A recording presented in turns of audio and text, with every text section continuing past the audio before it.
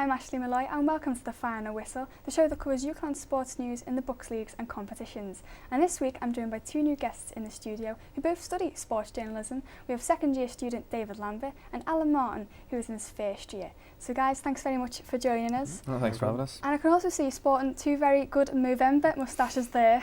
Yeah, it's the only year that you can get away with looking like an idiot. Yeah. But it's all for a good cause anyway. Yeah, I mean, mine's been like a 2-year looking like an idiot. So, but I just refuse to shave for it because I'll give the money, but once you get a long-standing beard, you just want to keep it.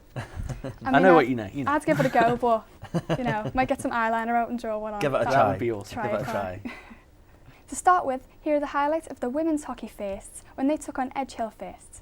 The women's first hockey team were drawn against Edge Hill firsts in the Cup, and they certainly looked up for their game. But it was Edge Hill who had the first opportunity. After a mazy run, a close-range effort was kept out well by the UCLan keeper, who dived at her feet. The game was very physical, and after two players collided on the edge of the box from a penalty corner, a UCLan player was left down injured. Members of both sides gathered round to check the player was okay, and the Edge Hill player was clearly apologetic for hurting her opponent. Thankfully, she was okay though, and this seemed to inspire UCLan. They were awarded a penalty corner, and it was played to the UCLan forward, and after some quick skills, it was turned into the net, incidentally by the same player who was down injured just a few minutes beforehand. Edge Hill then did try to respond, but after another run, the shot was dragged wide of the post. UCLan then doubled their lead after a scramble in the area, after a couple of saves by the Edge Hill goalkeeper, which eventually ended with the home side 2-0 up. Edge Hill did pull one back though, after a superb run from their number 15, getting past several UCLan players and firing the ball towards goal, where her teammate tapped past the UCLan keeper. But ultimately, it wasn't enough. UCLan the better side on the day, the final score, UCLan 2, Edge Hill 1. James Richardson, UCLan Sports Arena. So guys, a 2-1 victory for the women there, and they're looking quite comfortable as well, aren't they? Yeah, definitely. It's always nice to. Everybody wants a good cup run. It's always nice to get that first victory. There's nothing worse than getting knocked out the first round of the cup. It kind of demoralises the team a bit. But they got a good victory against Edge Hills first, and they can definitely go on for the rest of the season from that victory. With that, I think they'll probably gel as a better group. If you're having a winning season, you won't get depressed. You can just look at positives, then you can work harder. So as a team, I think they're on for a very good year. In the Rugby Union, the men's first couldn't fill the team, so Hull first were given a walkover, and our men's seconds were given a walkover against Monmouth seconds. So lots of walkovers there.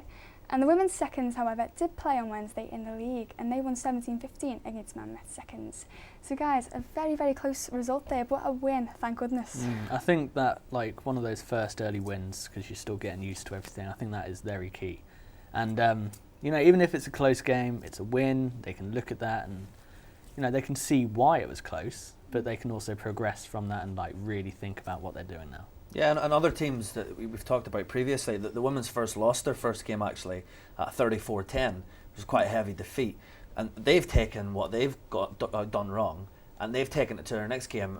It might have been a narrow victory, but it was a victory nonetheless. So what we were saying about other teams who might be playing their first game or so, who didn't do so well, they can just take inspiration from the women's first and see that they had a 24-point defeat difference, and they've gone out and won their next game. So it's all about just taking what you've done, learn from your mistakes, and trying to fix them and taking it to the next game. Yeah, well, you have to know it is still early on in the season as well. So yeah. In the Rugby League, as you may already know, we have one team representing UCLan this year, the men's seconds, and they were the victors in their game as they beat Monmouth seconds 28-6. So what a fantastic victory there, 28-6. Yeah, we can't really argue with the score there, can we? They really played well. They formed as a group. They worked it together. They really strong knit group there. Yeah, the Rugby League team, the men's, obviously it's their only team that's representing Rugby League. They seem to be one of the form teams within UCLan. They've got a 100% record. They have won both their league games. It was a cup game. This one just passed on Wednesday. So they've taken their lead form, take it into the cup, and I wouldn't be surprised if these guys, I think they'll definitely come away with one trophy. Can't see any reason why they don't come away with a double. But they do have a very good chance. Yeah. They are strong. The only team as well, so hopefully they can. Yeah. Exactly. Yeah. We move on to the basketball now and bring you highlights of both the men's first who took on Manchester Firsts and the men's seconds who played Sheffield Hallam. It was a busy day for the basketball teams at the UCLan Sports Arena, with both of the two men's teams taking to the court. We start with the men's firsts, who took on Manchester firsts in a thoroughly enjoyable game. UCLan came stronger out of the blocks and took an early lead. Some good patient passing and build-up play was finished off at the net with a cheeky backwards finish by the UCLan forward.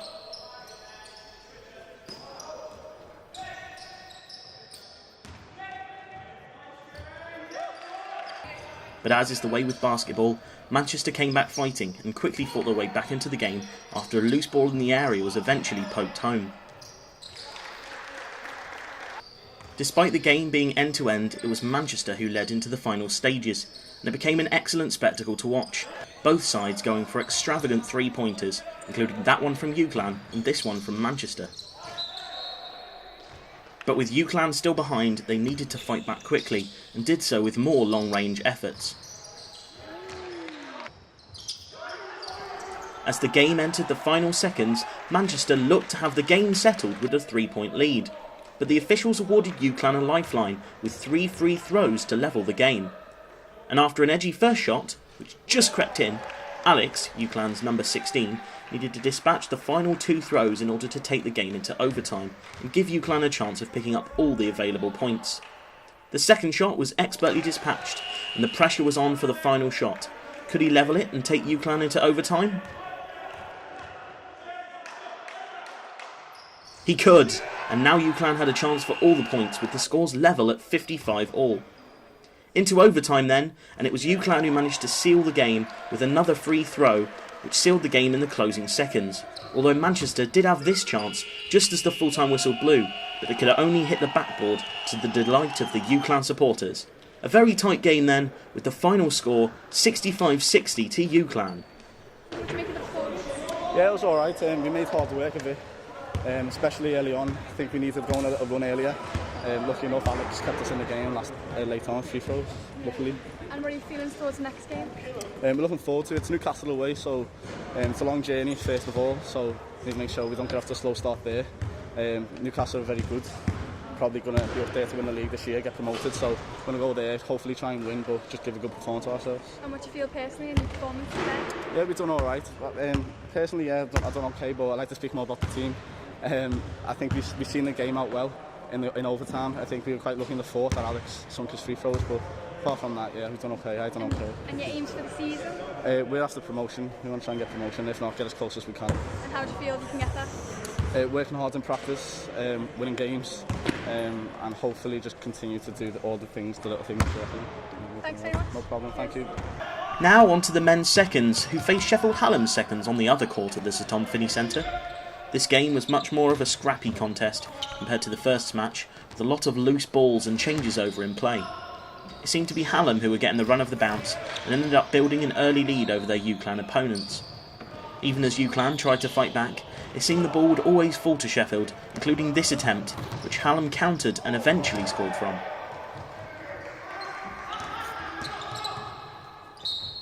Hallam then built further on their lead, seeming to outclass the home side, working the ball well in and around the UCLan's area and eventually forcing more baskets. But it wasn't all bad from UCLan's perspective.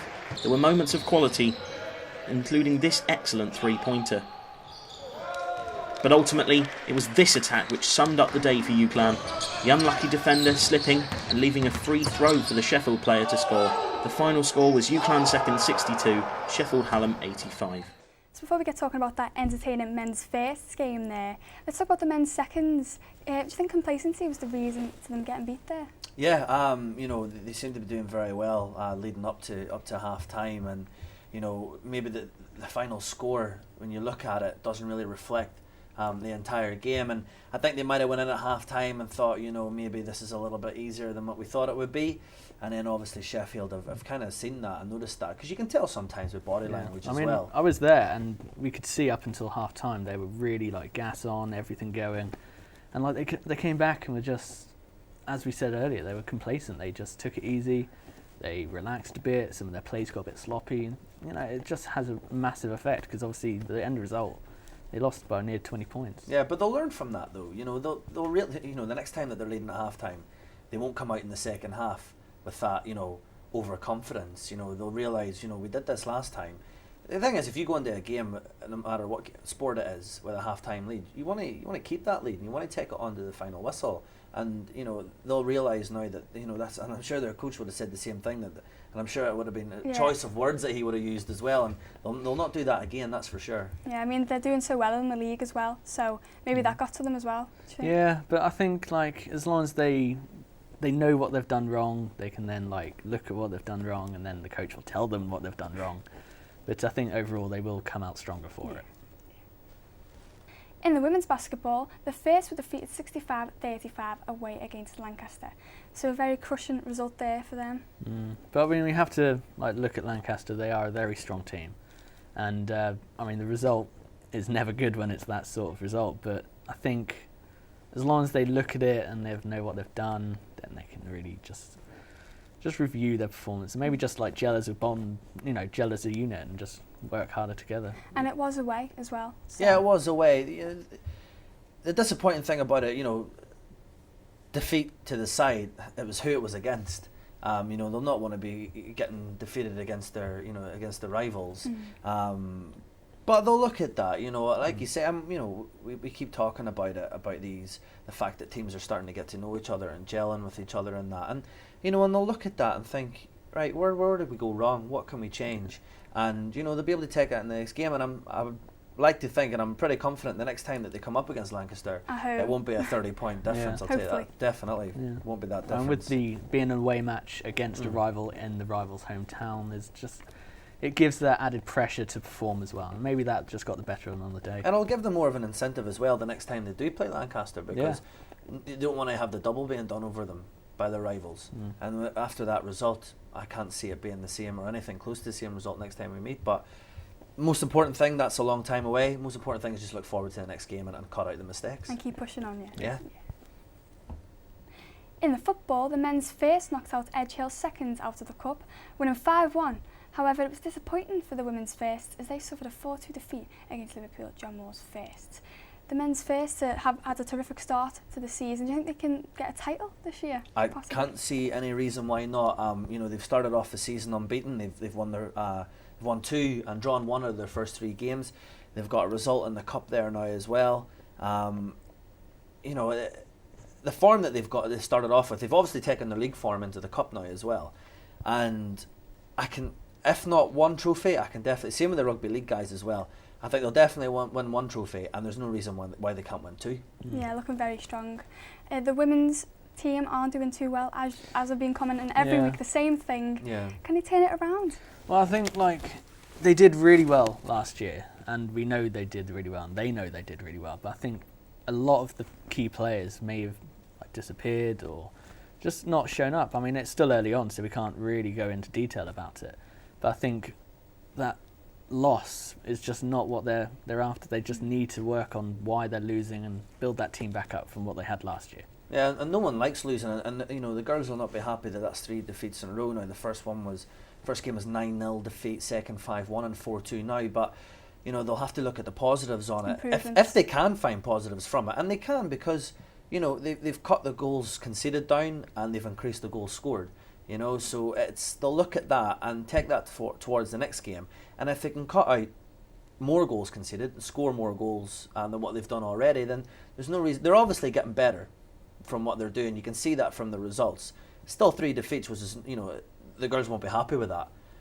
But they can see that each game they are improving slightly more. And they can see where they're improving as well. Well, exactly, because they've obviously worked on it. You can, the results don't lie. You can see from the results that they've obviously worked on where they're going wrong in games. So I can see the next game definitely. Yeah, I'd be happy with a draw in the next game. A victory. Get a point on the board. Exactly. Yeah. That's because that one solid point. It's just getting your foot in the door to carry on with that, then, isn't it? And there's no reason why they can't do it, because you can't see from the results that they are improving. Yeah.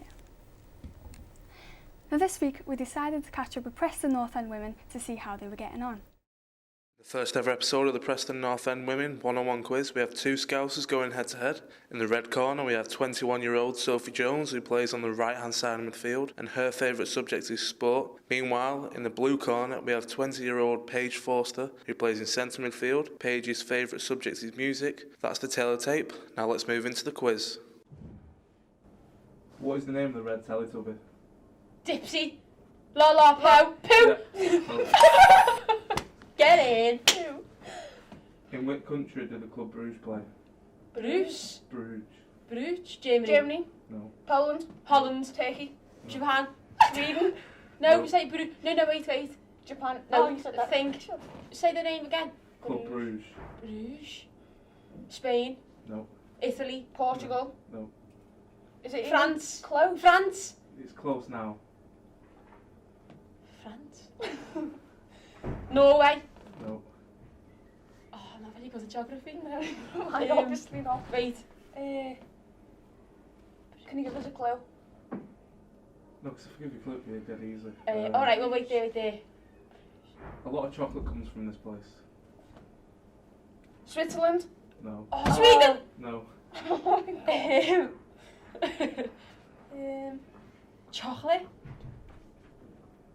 That's a very good clue. No, I don't want to pass. We do need to do this. Pass if you want. Oh, I hate passing. Let me have a guess. Wait. Bruges. Say it again. In which country did the club Bruges play? Bruges. Bruges. Bruges. So that's Sweden, Germany, Norway. Oh, do you want to pass? Yeah. Italy. Correct answer was Belgium. Oh, I was going to say Belgium next as well. On the tip of me tongue. Next question. Name one actor apart from Daniel Craig who's played James Bond. Oh my god. Brosnan. Pierce Brosnan. Yes. Get in.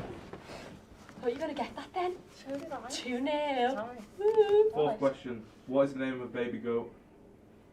A sheep. Baby goat. A baby goat is a... Cow. No. Oh, so know Horses. this. Now, baby goat is a...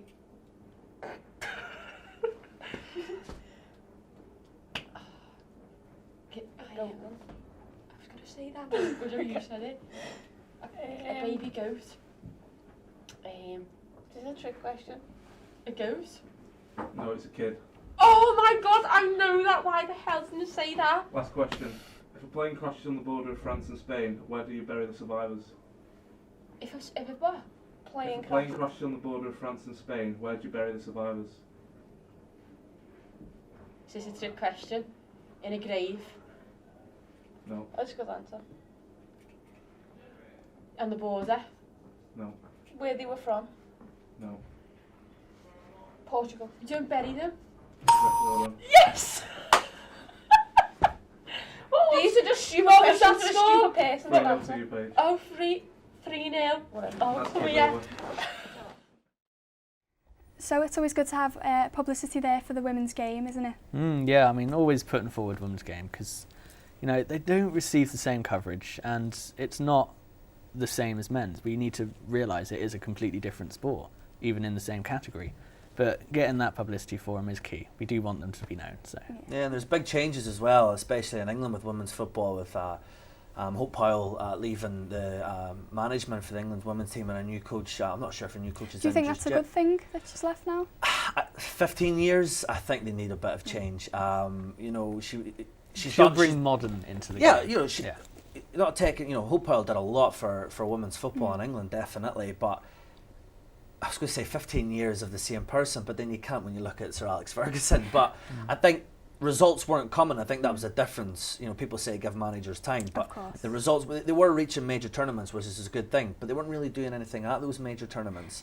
And I think now someone else coming in, new ideas, you know, it could be a good thing for women's English football. And they're actually doing quite well as well. They're doing really well in the qualifiers. Yeah, I think they've got a 100% record Yeah, now, they have. and there's So I mean, you scoring know, loads in this of case, goals now. change has obviously been very good for them. Yeah. They got out of that rut and they've progressed and moved forward, and it's obviously wheeled in results. So it's all But good. going on away from the international, you know, with Preston North End women's, there's a a lot of the locals, you've got the Women's Super League now, which is, it's shown on ESPN, I think, At different as well. times as well, isn't it? Exactly, yeah. And you've got the Women's Champions League, which is on at the minute. I think a game coming up soon. There's a bit of a England-Scotland rivalry. Glasgow are playing Arsenal soon in the first knockout stage. So women's football is getting bigger and bigger. You can see that by the crowds in the stadium as well. And the girls at Preston North End as well are showing what they can do also in it. And obviously the coverage on the TV is most important to that, because we need to get it known out there. They need to be shown. So it's going well. Yeah.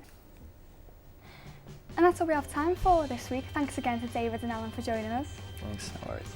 I'm Ashley Malloy. And that was the final whistle.